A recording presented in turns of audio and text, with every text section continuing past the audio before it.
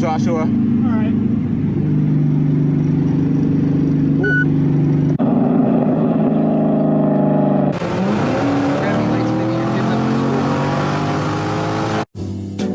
Блогер исправил Tesla Model S при помощи V8 от Chevrolet Camaro. Кажется, это первый готовый проект по оснащению Tesla настоящим V8. Автомобили марки Tesla становятся желаннее с каждым днем. С рекордной скоростью компания развивает независимую инфраструктуру заправочных станций по всему миру. На территории США заправка полностью бесплатна. Продажи легендарного седана продолжают расти, а мир затаил дыхание перед выходом кроссовера Model X и бюджетного Model 3. Соединенные Штаты Америки вот уже более века задают тенденции в мировом автомобилестроении.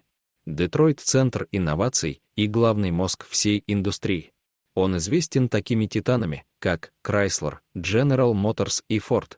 Мощь и конструкторская мысль выдающихся инженеров, казалось бы, будут вечным источником благосостояния эры бензиновых автомобилей. Но научно-технический прогресс рано или поздно должен был повлиять на морально устаревшие принципы построения двигателя и всей инфраструктуры автомобилей 20 века. Рич Бену с YouTube-канала Rich Rebuilds с этим категорически не согласен. Он купил поврежденный во время наводнения Tesla Model S и решил, что вместо того, чтобы устанавливать новую электрическую трансмиссию, он лучше использует двигатель внутреннего сгорания.